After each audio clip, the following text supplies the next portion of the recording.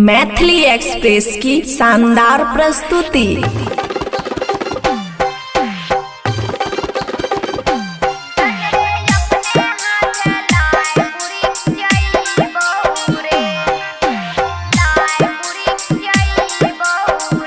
खुशी recording studio बलुआहा। तिल सकरत में तोरा हमें बोलाई बहू रे, तिल सकरत में तोरा हमें बोलाई बहू रे। जन रे अपने हाथे दही चूड़ा खियाई बहू रे, जन रे अपने हाथे तिला चरखियाई बहू रे।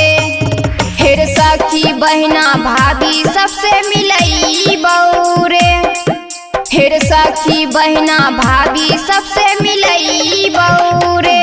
जन रे अपने हाथे दही चूड़ा खियाई बहू रे, जन रे अपने हाथे लाई मुड़ी खियाई बहू रे। DJ good Madhubani, DJ good Madhubani.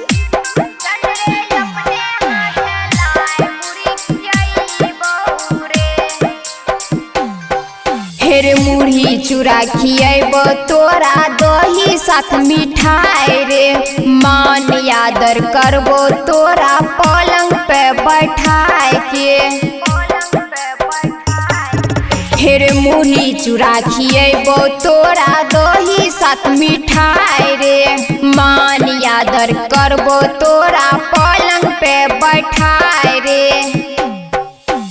तोरा बारे में सबके हमें बताई बहू रे, तोरा बारे में सबके हमें बताई बहू रे। जन रे अपने हाथे दही चूड़ा खियाई बहू रे, जन रे अपने हाथे लाई मुड़ी खियाई बहू रे।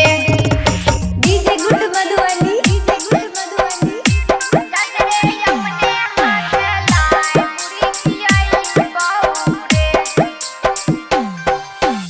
तोरा बारे में सुन रे यरबा जाने दुनिया सारा। कहै छियो सुने यरबा परमोद प्यारे। तोरा बारे में सुन रे यरबा जाने दुनिया सारा। कहै छियो सुने यरबा परमोद प्यारे।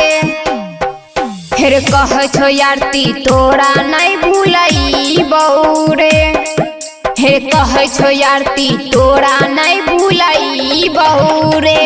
जन रे अपने हाथे दही चूड़ा खियाई बहू रे, जन रे अपने हाथे लाई मुड़ी खियाई बहू रे। खुशी रिकॉर्डिंग स्टूडियो बलुआहा।